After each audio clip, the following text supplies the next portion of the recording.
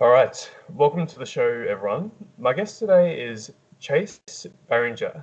Growing up in a small town in Oregon, Chase was expected to graduate high school, get married, and land a job at the local plywood mill. Chase accomplished this at a very young age, but despite achieving that idea of what success was, he fell into a deep depression, divorced from his wife, and even planned to commit suicide. It was at this point he started writing his bucket list, a list of things he never thought he'd be able to do, but he wrote them down anyway. Over the next few years, he slowly began ticking these items off his list, and the adventure and experiences he was having started to bring meaning back into his life. Eventually, chose bucket list lifestyle, a company that brings together select groups of people for once in a lifetime bucket list worthy adventures. I wanted to bring Chase on the show to find out what it was like to achieve the life others wanted for him and discovering it wasn't what he wanted, how he got through that dark period, and how he built up the bucket list lifestyle.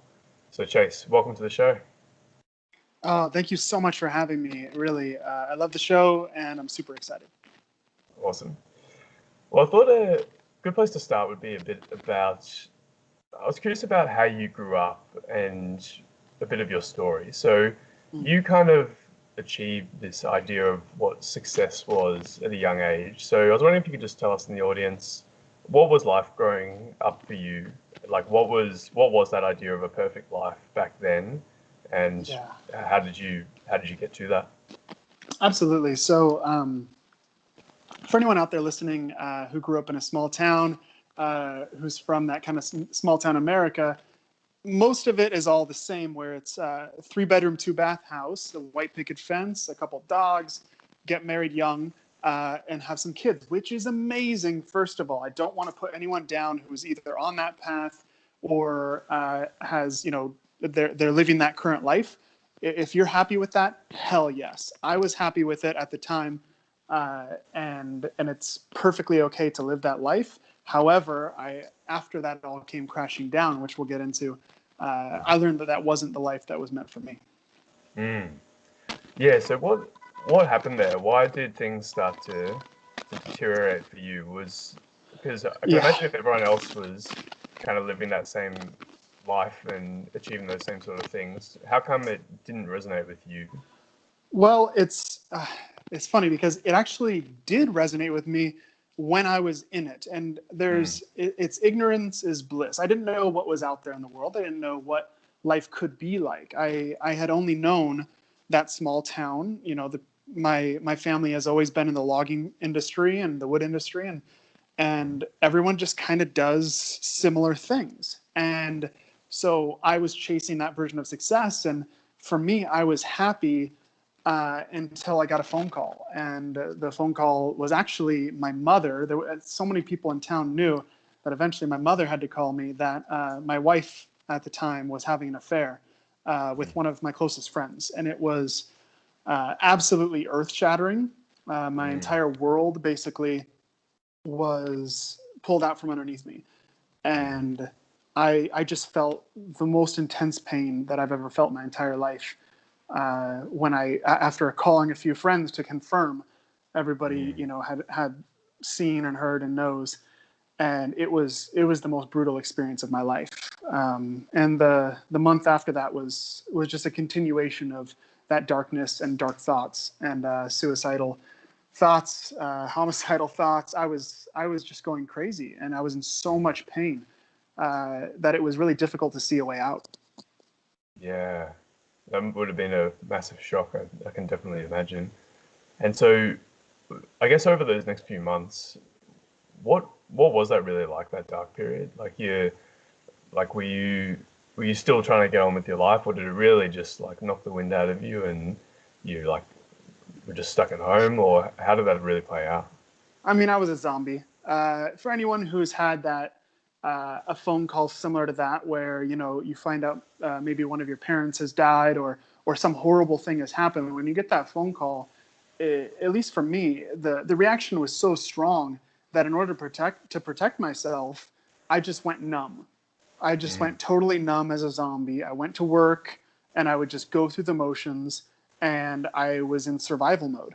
And I wasn't I sure as hell wasn't happy. I wasn't really alive. It was either sadness and heartbreak at nighttime when I'd cry in my bed, but when I was out in public, I would just be a total zombie. Mm. Yeah, it's definitely no way to live. And how did, I guess, how did that pain translate into you realizing that you weren't living the life you wanted to live? Like, how did that Yeah. become the catalyst for that? Well, it's really actually more about how did I find out like that it was even possible to live something different? Because for me, when I was in that darkness, there was really no way out of it. I didn't see a light at the end of the tunnel. And for me to even begin to imagine that there was a life better than the one that I had created was difficult to start with. And I began writing this bucket list. I had seen there was a TV show actually on MTV called The Buried Life, and some guys were, they had written a bucket list, and I was like, oh, that's an interesting idea. And I just started to write a list of 100 things that I wanted to do before I died. And it wasn't for me. When I wrote this list originally, it wasn't a list of things that I thought that I could actually accomplish. It was a list for a fictitious alter ego of myself, someone who wasn't in this much darkness and depressed. It was this person who had money, who had freedom, and the ability to do anything. And I never actually thought that I would complete any of these. And it definitely it took time, and it took a mindset shift to actually believe that I could cross any of them off whatsoever. And the very first one, actually, the thing that sparked all of this, from just writing it, basically wishing on birthday candles, to actually doing something, was as simple as doing a cartwheel. It was my very first item that I ever crossed off. And most people, they can't even imagine, like, what? Like, out of the guy who, I have like running with the bulls, flying airplanes, riding on the head of an elephant through the jungle in Thailand, all this crazy stuff. But it all started with something so simple as a cartwheel, because I had never been able to do one my entire life. I had always thought that it was impossible for me. I ended up at work, totally numb, on my lunch break, and I was reading over this list, my bucket list, and I just came upon number 36 to do a cartwheel. And I was like, you know what? Like, that is totally free. I don't need anything to be able to do it except for to just try. And so I YouTubed fat guy doing a cartwheel, because at the time I was 50 pounds heavier than I am now, and I was a big dude. And for me, who's never done one before, every time I get upside down, I crumble. I needed some inspiration. So this big old, he must have been 350 pounds doing a perfect cartwheel. I studied, I slow motion back and forth, figured out the form, and I went outside. And about 20 minutes later, I sprained my wrist, I sprained my groin, but at the end of the day, I did a fucking cartwheel. And it was this feeling of exhilaration, because I did something that my entire life I had believed was impossible for me. And for most, doing a cartwheel is not that big of a deal, even if you've never done it. But for me, it was everything, because it showed me that the whole list I thought was impossible, that's actually BS. Like, it cracked that idea of like this solid idea that this was a fake list full of fake things that I could never do. It really cracked it. It didn't shatter the idea. It wasn't that everything was possible, but it cracked it just enough to where it piqued my interest. And that's when I started to plan. That's awesome. Yeah, sometimes it is the case where you do just need that one little spark that kind of shows you it's possible. And even though obviously running with the bulls and doing all those crazy things is a lot different to doing a cartwheel, just the fact that you've proven to yourself that something you thought was impossible is actually possible, you can then take that into the future. So I love that. And I definitely want to talk about your bucket list. And there's just one point I want to quickly touch on, which kind of was leading into that, and that's how. Because what I'm really trying to find out is, you sort of went through this period of real deep pain, and from that you were able to kind of turn that around and actually start moving towards the life you want. So I'm curious to know, like, in your opinion, is it something where, say, like, someone's living a life where they don't really know any different. It's just kind of what they grew up around, but it's not necessarily what they want. Do you think that people need to actually go through some sort of really deep pain to come to that realization that it's not what they want and that they need to be working to other things? Or is there any way that we can kind of check our own lives and find out if we're on the right path without having to go through becoming a zombie for a few months? Absolutely. So yes and no.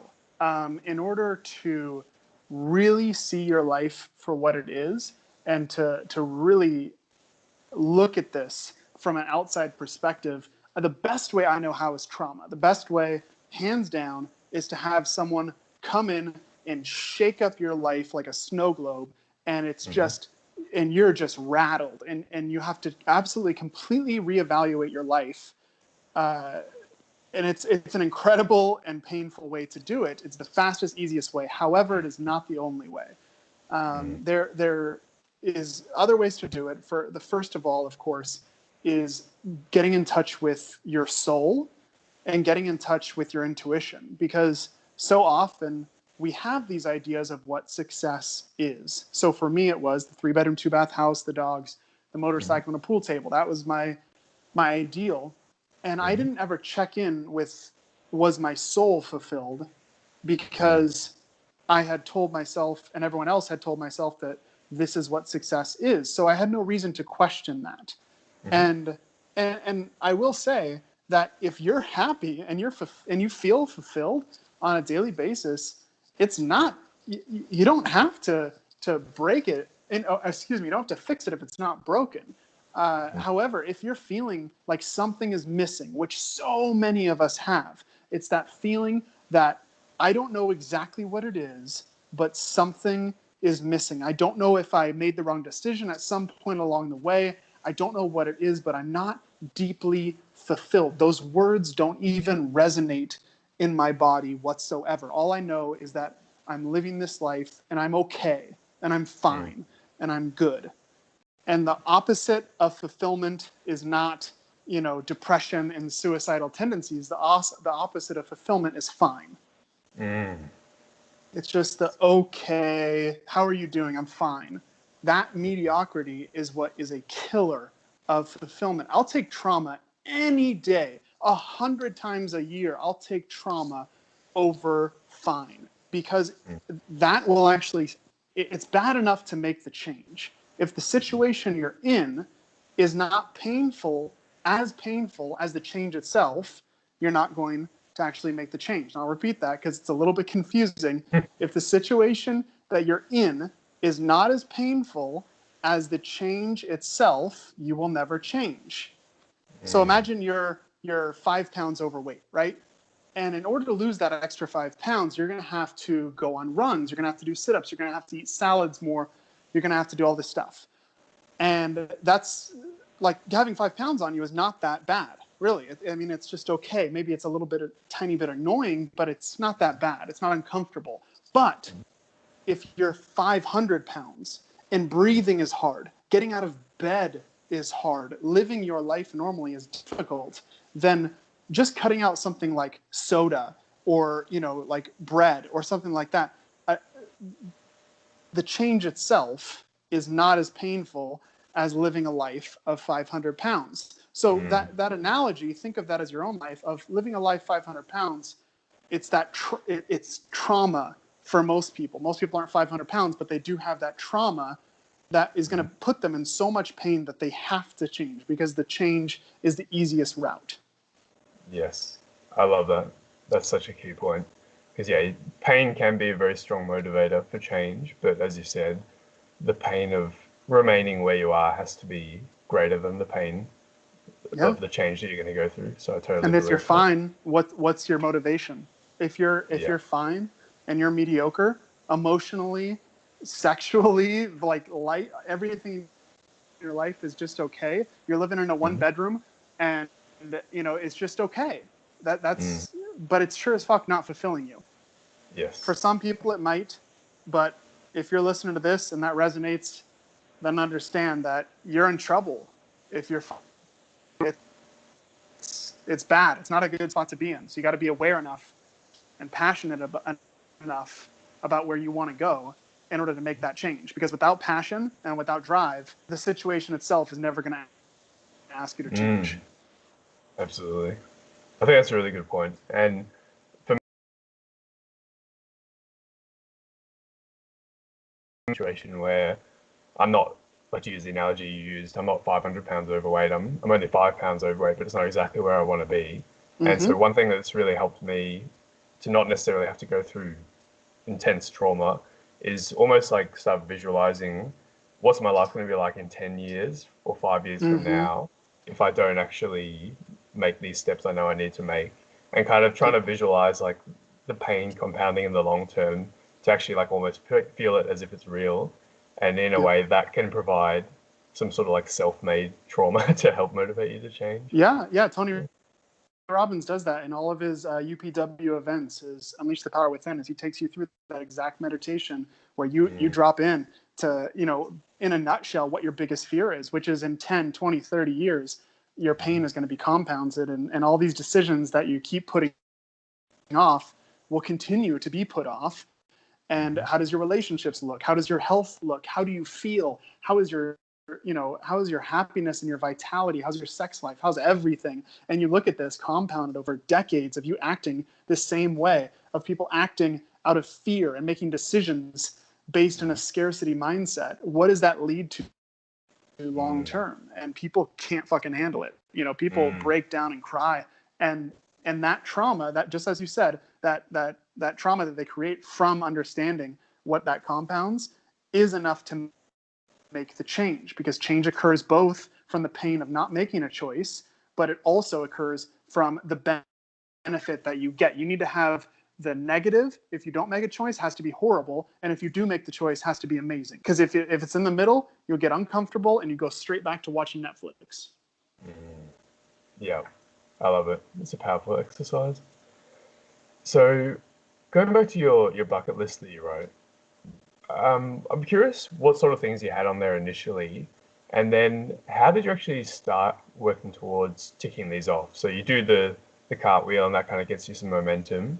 What else did you start doing from that point? Yeah, so when I wrote this list, it was 100 items, and it still is to this day. I decided to keep that as just on its own. I haven't added to it. I haven't taken it off, and I'm 81 items in right now. So I've completed 81 out of 100 items. 5 of those can't be completed until I have kids, because it's, coach my kids' team and make them a treehouse, things like that. But 95 can. So I'm on my way to completing it. But there was a lot of items on there that actually were not just the crazy jump off a building. They were, get to know my grandpa better, have an open, vulnerable conversation with my father, give my mother flowers and tell her that I love her not on Mother's Day. Things that I personally wanted, that I thought I would never share with the world. It was so personal to me, that were powerful, that I wanted to accomplish in my life, that up until that point seemed impossible. And so the way that I actually did this was I planned it. It's so simple, but it's write it, plan it, live it. That's a huge portion of the bucket list lifestyle teachings. Is, of course, anyone can write down what they want to do. It's like wishing on birthday candles. There's not a lot of investment in it other than excitement, and excitement dies down as soon as you get distracted. So yes, write it down. It's important, but equally or more important is the actual planning of it. So let's say, for example, you write down, go to Rome, and you go, okay, I want to go to Rome. That sounds so incredible. I've seen the pictures on Instagram and Google, Google Images. Looks amazing. I'll probably be able to afford that in like 3 to 5 years. And then you just forget about it and you keep going on. But here's the challenge: is you have no idea how much that trip costs. So how do you know how long? You'll just keep pushing it off. It'll be another 3 to 5. Oh, taxes were more than I thought they'd be this year. It'll be another 3 years or so. No, figure out exactly how much does it cost. What time of year should you probably go? Should it be springtime, summertime, winter? When do you want to go? Figure out everything about this trip before. I mean, everything. It doesn't have to be an itinerary, but figure out what you need to know in order to go on this trip. And let's say, for example, you want a trip for 1 week to Italy. It's going to cost you $2,000. So, okay, how long would it take me to save up $2,000? How long would it take me? Okay, well, I can save up $500, so it's going to take me 4 months to save up. Okay, and then I'm going to have to buy the plane ticket a little bit early. So the first $1,000 I'm going to spend on the plane ticket. After 2 months, I'll buy the plane ticket. 2 months until I actually be there. Boom, you're in Italy in 4 months as opposed to 4 years. So important. Planning is everything. Planning is absolutely everything when it comes to having a bucket list or having any goal at all. If you don't make a plan to achieve it, you're simply just going to continuously put it off, which is the exact opposite point of a bucket list. Everyone walks around and thinking, "Oh, I'll remember the things that I want to do in my life." And then they'll get to 70 years old and be like, "Oh, you know what? I never actually went scuba diving, and I always wanted to go. Dang, too bad. My body's not in the right health." All this kind of stuff. That's the exact opposite. And that's why we write our things down, is because we're powerfully claiming, this is my truth. This is what I want to do in my life. Yeah, I love that. Because, you're absolutely right. For me, like, if I don't write things down, if things aren't in the calendar, they just don't happen. So it's one thing to realize what you want to start working towards, but then, as you said, you need to actually have a plan to actually start working towards that, and getting specific about that as well will actually make sure it happens. So I believe that. And knowing what your own challenges that your ego will come up with. So for me, I know that money is the number one factor that will derail any of my dreams. I always think, because I was raised in a scarcity mindset. We didn't have money growing up. So I was always told, like, no, we don't have the money.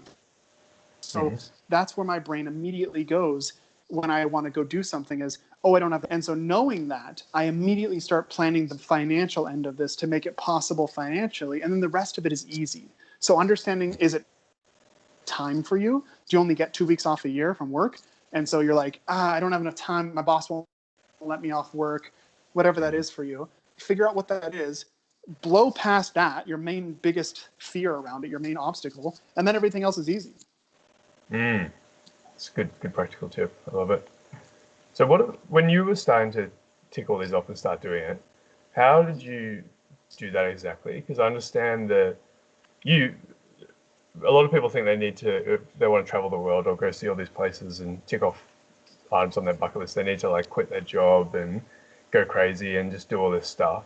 Is that what you did, or did you have a different approach? No, definitely not. So the first 3.5 years of crossing off these bucket list items, I probably completed about half of my items while I was still a caregiver.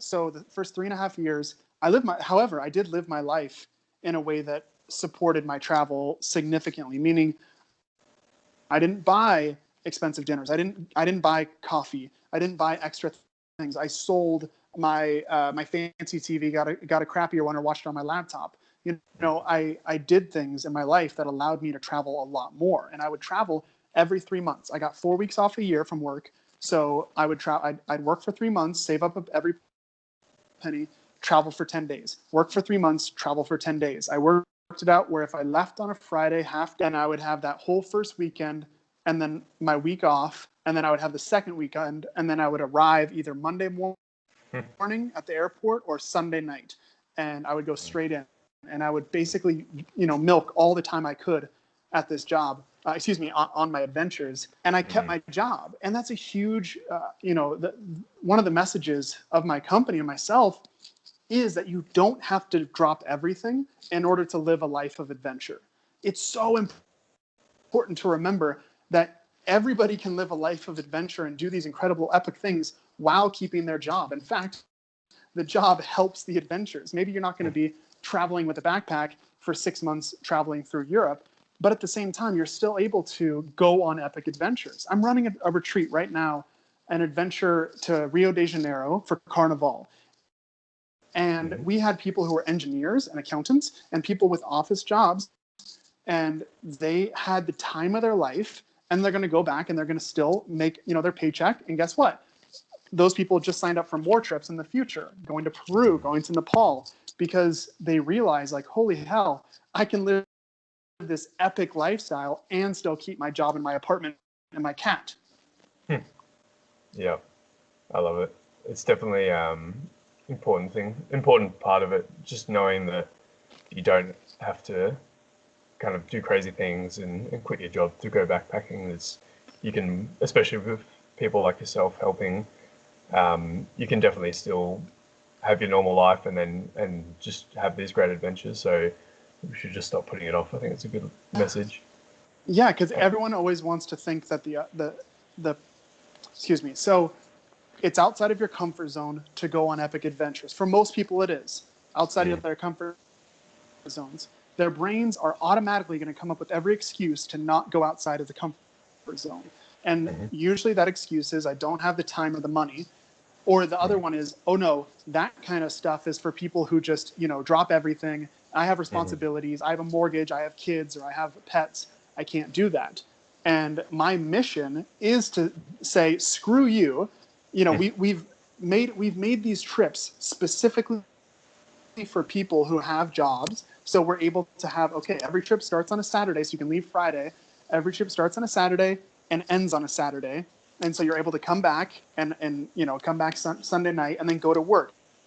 So you only have to take off the week. So you can, if you truly want. You just got to get a little resourceful and really believe that it's possible and plan it all out. Yeah, I love it. So you mentioned that when you first started doing all these adventures and ticking off the items on your bucket list, you were sort of at a point where you didn't actually care if you were going to die or not, And so that was kind of why you were doing a lot of crazy stuff, like running with the bulls and some other crazy adventures you had. So I was curious about that early stage where you were doing all that stuff. Was there kind of like a sense of freedom from feeling like you had nothing to lose in those first few months when you were going on all these adventures? Yeah, 100%. It was an alter ego. Back home, I was this depressed, divorced, overweight caregiver, and on the road, I was this madman. I was the warrior. I would go straight from the airport to the party district, grab 3 shots of tequila, take them, boom, as he's pouring them, and then I would chug a beer, and I'd grab another one to sip on, and I'd go straight to the dance floor. I was the exact opposite of my life back in Oregon. And there was that feeling of a breath of fresh air. It was that I'm breathing in life again. This thing that I only get once every 3 months, and I use that as an escape. I was escaping my pain. I was escaping all of the people, friends, and family back home that we always seem to talk about my divorce or talk about my ex, and it was my escape from all of that. I could just be me, the most stripped down.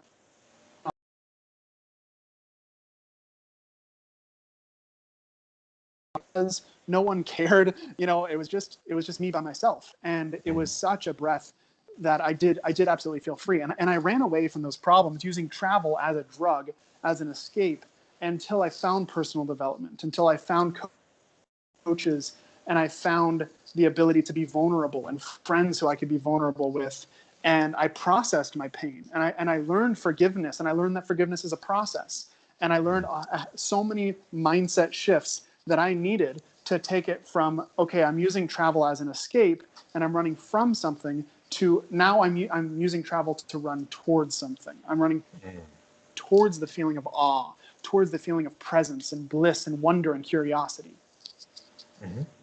That's awesome.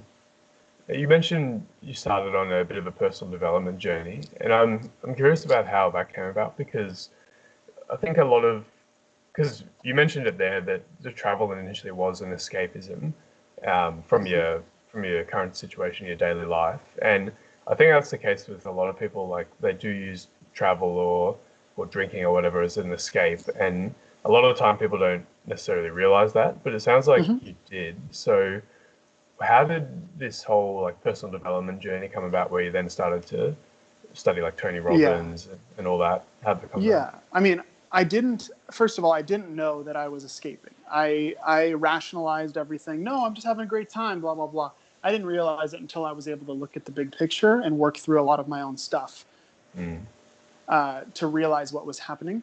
I was in total denial, which I was just having a great time, and at the same time, that great time was a great escape.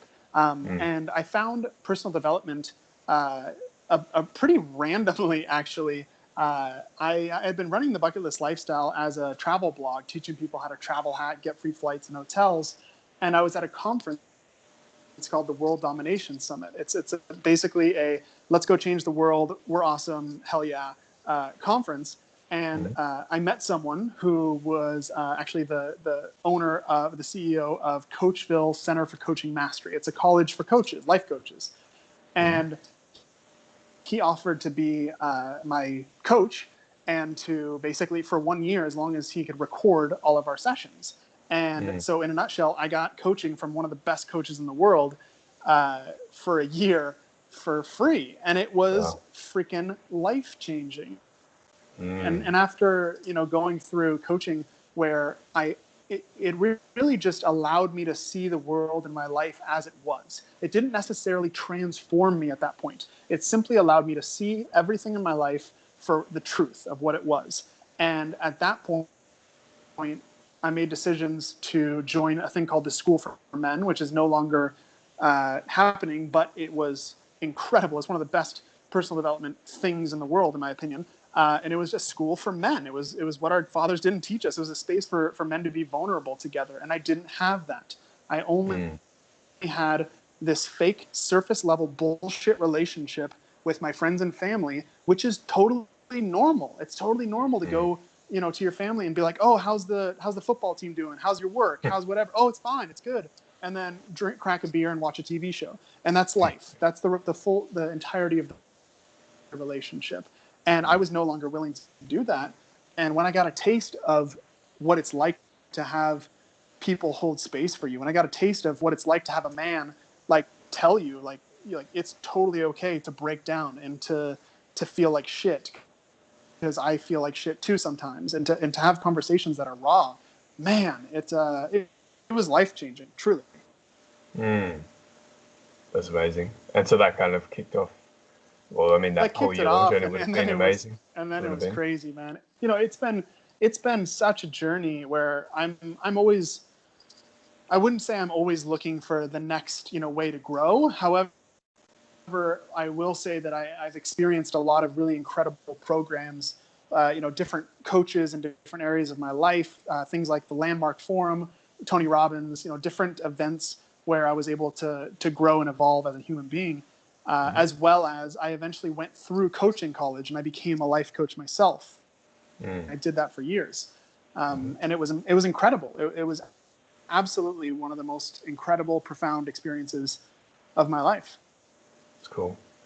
And there's one thing that you've said that I was wondering if you could unpack a little bit. I've heard you say that you need to become the person who can handle the things you want to manifest. And I think that's a really interesting point. So I was wondering if you could just unpack what that means exactly.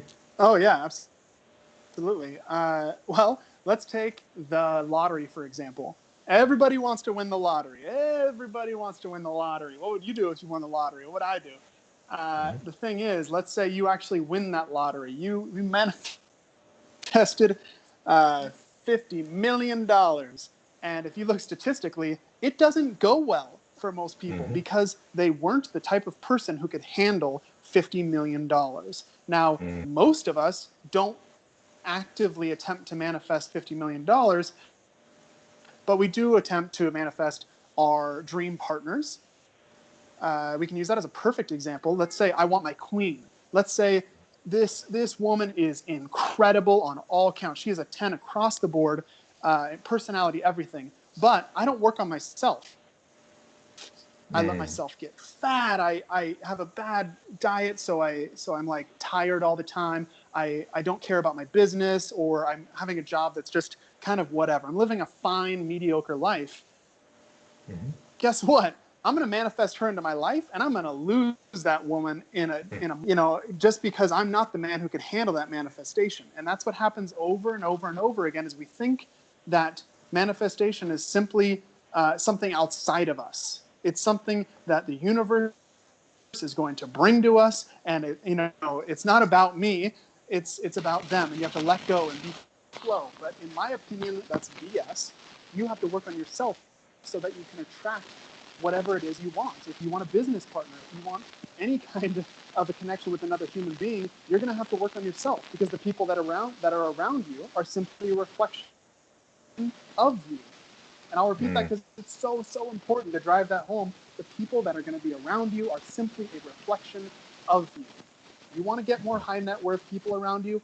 Guess what? You better start acting, dressing, thinking like the people that you want to attract. It's not going to happen where, you want to start hanging around people who have a mindset of freedom and a mindset of curiosity about the world. And yet you want to just talk about how, your neighbor is so loud all the time, and how, your dad is an ass and he won't, support you and all this kind of stuff. And you want to talk crap about other people. Yeah. Talking about ideas, that's how you get into conversations with interesting people. So yeah, in a nutshell, you've got to become the type of person who can handle that manifestation, or that manifestation will come and go. It'll leave just as quickly as it came, and you will feel a ton of regret because you never took the time before the manifestation arrived to actually become the person who can handle it. Yeah, absolutely.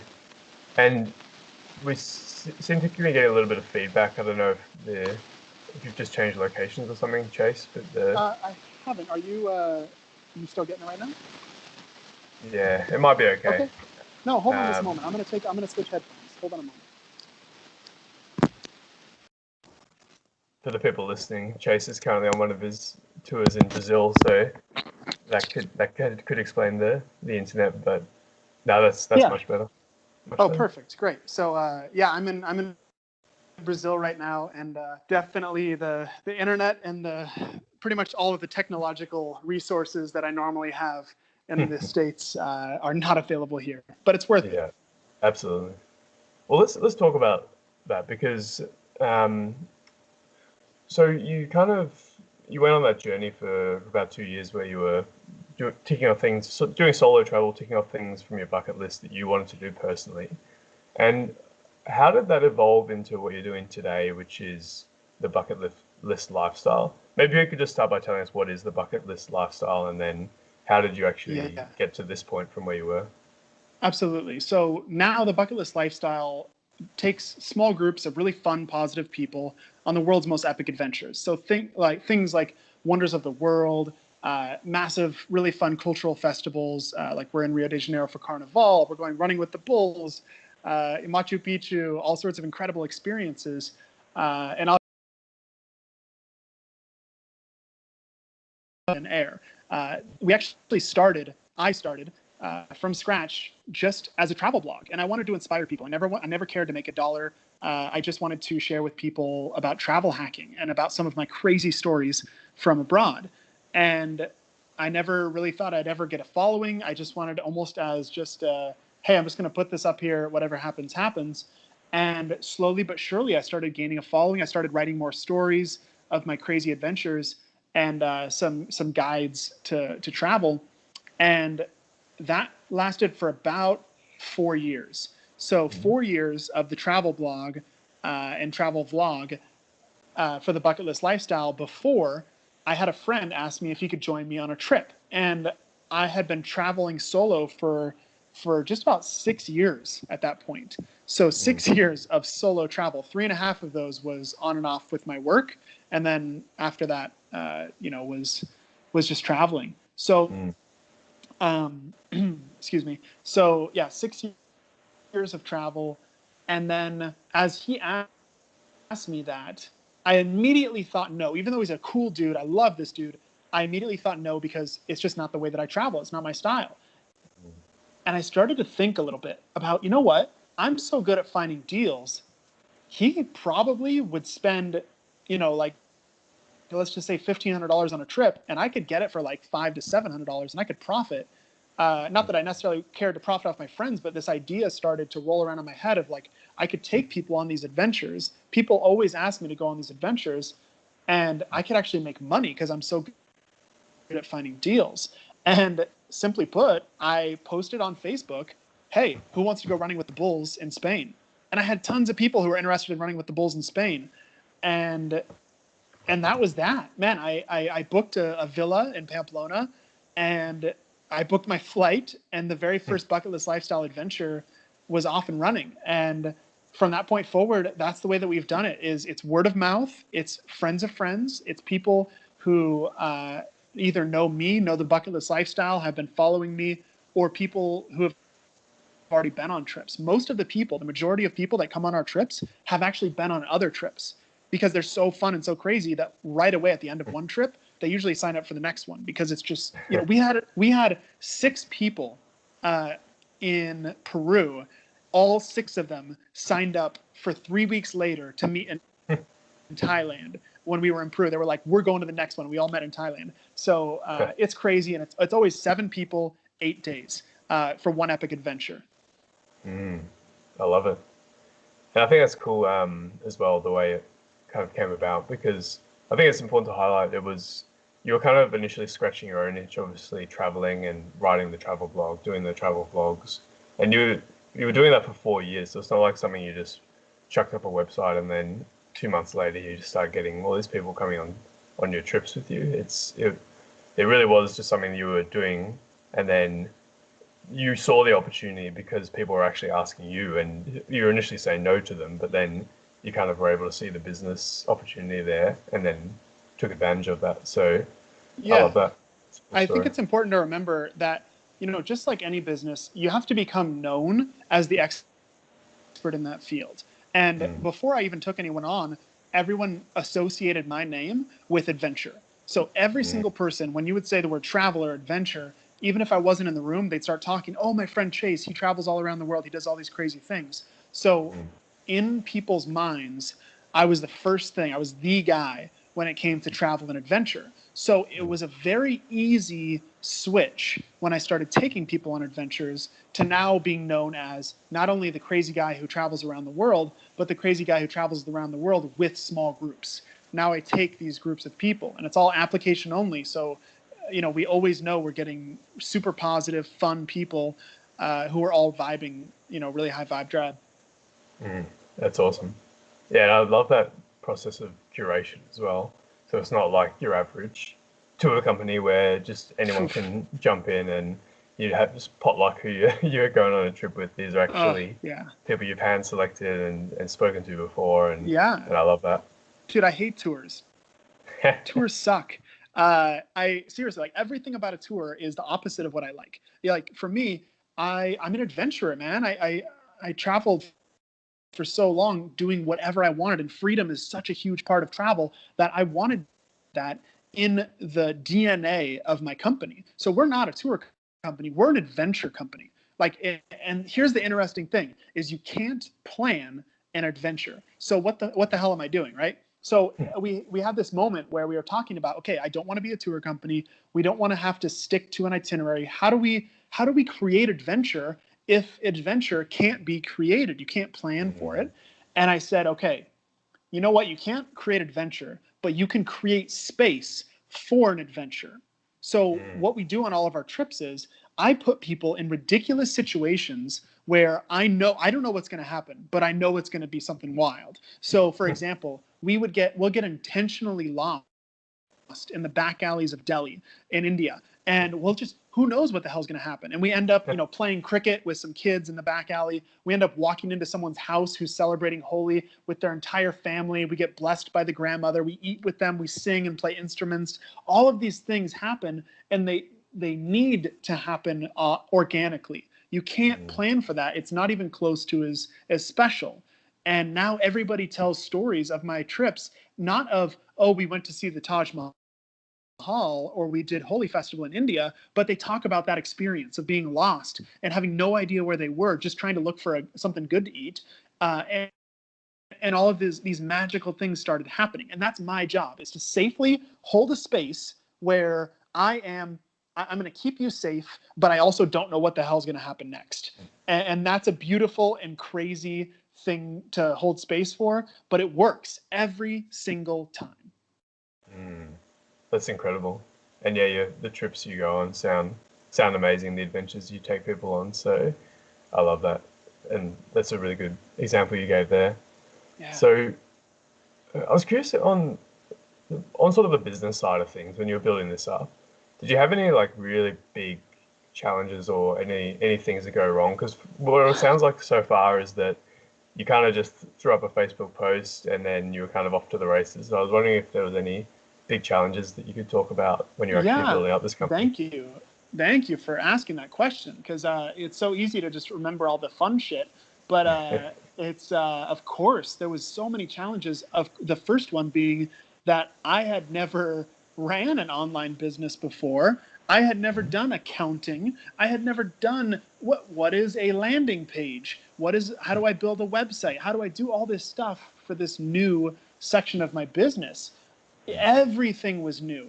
I jumped out of the tree and I was learning to fly on the way down, and I was hitting every branch on the way down. I mean, I was overpaying for people to help me because I didn't know what I was doing. I took so many projects, took so long, half finished projects everywhere. I didn't realize that project management is so important when it comes to a company. And I'm the type of guy who is perfect to be the adventure leader. I'm the perfect guy to write books and to speak and to be the face of a company and have fun. But I'm not the accountant.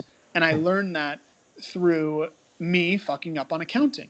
And I learned that through me screwing up and learning how to delegate, learning how to hire the right people and not just the people who sound good in their resume. People who were aligned with the mission that I was creating in this world, finding out what my mission even was. I mean, how do you go from, hey, I don't know, my friend wants to come with me on a trip, to, we create spaces that allow people to live their lives adventurously, to taste, to touch, to feel what it means to truly be alive. How do you go from A to B? It's not just a simple, oh, I'm just going to think of it and it's just going to pop in my head. It takes years. It takes constant practice and tweaking, and I'm still tweaking all the time. I'm still scared all the time. That's what people don't understand is how scary this shit is, man. It's I spend every day breathing before getting on a scary phone call. I'm on scary phone calls all the time, and I think that's what makes me different. Is even though I'm scared, I do it anyways. And for anyone listening on this podcast, and you want to start a business, or you're just starting a business, or you have one, you probably know that it is your level of success will be equal to the amount of chances that you take when you are scared shitless. Your level of success is determined by how many times you take a step forward when you are tired and scared and confused and you don't know what the hell you're doing. That is what being an entrepreneur is being scared and being courageous and doing it anyways. I know millionaire entrepreneurs. I know broke entrepreneurs. And I can tell you that both of them are fucking scared shitless. So you might as well take that chance, because you're either going to be terrified about making payroll and paying your assistant, or even buying some canned food from the store, or you're going to be terrified about getting up on stage in front of 3,000 people in Boston because you have no idea what's coming next. But either way, you got to take that step forward. I love that. That's so key. Knowing that, because a lot of people would see you now, Chase, and see your confidence and your bravado and everything you're doing, and think that Chase doesn't get scared anymore. But I'm sure Chase still does get scared, and he just does it anyway. Dude, I'm sweating right now, man. I'm sweating right now just being on a podcast interview. No, and that's the beautiful thing, is it never goes away. You just get better at handling it. I now know, I've dealt with this so many times that I now know that this feeling that I'm feeling right now, where I'm sweating and I'm like just slightly a little bit too amped up and ungrounded, that feeling is just the feeling I get when I'm about to do something. I'm about to I don't know, drop some wisdom potentially. I'm about to fail miserably. I don't know exactly what's going to happen next, but this feeling usually leads to something great. Yeah, absolutely. I couldn't agree more with that. So, sort of coming up on time here for the interview, but I wanted to make sure I just asked you, what's your vision for the bucket list lifestyle, and what's coming up next for it in 2019? So you cut out a little bit, so I just want to get clarity on the question. You said, what's my vision for what's coming up in 2019? Yeah. Oh, so I guess two questions. So what's your vision for the bucket list lifestyle long term? And then what's coming up short term in 2019? So let's do short term first because it's an easy question. Short term for me in 2019 is filled with adventure, man, and doing some really fun speaking gigs. So the funnest one actually is that I'm going to be the commencement speaker at my high school graduation, my old high school, Oh, wow. 10 years ago. I'm going to be the commencement speaker. So that's huge. Awesome. That's so crazy and so cool and scary. Freaking terrifying. Absolutely. All of my family is still in that town, all my old friends. So it's scary as hell, but I'm doing it anyways. Awesome. So that's what's coming up in 2019. You know, we got Everest Base Camp coming up in May, and then running with the Bulls, and then Peru. I think we're gonna do a Vegas trip maybe in June. Actually, I'm planning it right now, like a crazy weekend in Vegas. Gonna race some Lamborghinis and shoot some giant guns in the desert and gamble and stuff. So planning that one tomorrow. So yeah, basically speaking about the bucket list lifestyle, living the bucket list lifestyle, writing about it, everything in 2019 is all about my business, and I'm excited about it. So awesome. When you ask me like what's the bigger picture though for the bucket list, and right now this is a business where I have my fingers in everything. I'm leading almost all the trips. I am doing a lot of the back end work. I have a right hand man and I have some team members, but in general, my fingers are in everything. So it is my duty as an entrepreneur to myself to a point where I'm able to choose if I would like to go on an adventure, and I'd like to choose if I would like to be involved in a certain aspect of the business. So right now, what that looks like is every single trip that I go on, I bring an assistant, like adventure guide, and it'll be the last time, in most cases, that I actually lead that trip. So for anyone listening, any trip that I'm doing in the future will likely be the last time that I go to that place personally, and now I'm going to have a tour guide running it for me, and I'm just going to be doing private trips. We do crazy private trips, shit like we just went to Africa and lived with tribes, uncontacted tribes that have never met a Western person, and climbed Kilimanjaro, went on safari, slept in the middle of the Serengeti,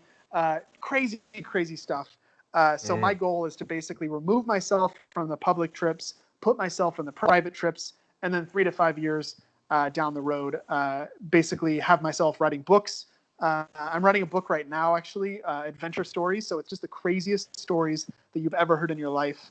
It's pure entertainment, pure ridiculousness. And I'm really excited to be writing it. Not only myself, but a lot of the adventurers that I've met on the road are sharing their craziest epic travel stories. So maybe I'll come back on the podcast when that's about to come out. But right now, we're just about to launch the pre-sale. I'm super excited about it. And that's what I want to be doing eventually. Is I want to be writing books, doing speeches, doing masterminds, going on adventures when I want to go on adventures, not when the schedule says I'm supposed to, and running my business as a CEO and as a founder, and not having to do anything that I don't want to do. Yeah, I love it. That's an awesome vision. So, is there anything that I haven't asked you, Chase, or anything that you want to make sure you share with the audience before we finish up here? Yeah, I think I just want to reiterate the scary part. So I hit it pretty hard just a minute ago, but for anyone who fast forwarded or something through that, understand that every single thing that you will ever do outside of your comfort zone, your brain will tell you not to do. It will come up with every single excuse, and understand that you're going to fucking do it anyways. All right? That's what courage is. Courage does not exist without fear. You're going to feel it's going to suck. You're going to allow it to sit. Even if you hesitate for a second, it's better if you don't, but take that leap and actually do it. After planning it, do it. And if what that do it means for you is to come on an epic adventure, that's what I do. Let me handle all the safety for you so you can go crazy as hell on some epic adventure around the world. I love it. A great message, Chase. So last question is just, what's the best way for people to connect with you if they want to check out the adventures that you run, if they want to find out more about you, if they want to find out about the book that you're writing, and just keep in touch? What's the best way to get in touch? Yeah. So the bucket list fulfilmentlifestyle.com is a great way. There's a free ebook on travel hacking, how to get free flights. Go ahead and sign up for that. And then just, our epic adventures there too. Chase Boehringer, you can simply copy and paste my name into Facebook. You can follow me there. And Instagram. Instagram is the Bucket List Lifestyle. So check us out all over social media. We're doing crazy stuff. We're definitely a fun account to follow. And other than that, feel free if you want to private message me on Facebook. Feel free. I'm here. Awesome. And I'll make sure we link them all up in the show notes so people can find you easily. Cool. But Chase, this was a really fun interview. I really appreciated you coming on and sharing your wisdom. And I think it's a really fascinating story that you've got from where you were with that idea of success that wasn't your idea of success, and then finding the right path to go down and executing on that and building a successful business and providing great adventures to people on the way. So thank you very much for coming on the show. Absolutely. I loved it, brother. All right. And for everyone listening, make sure you check out Chase. I'll link up all his social and his website, and I hope you got a lot of value from this, and have a great day, everyone.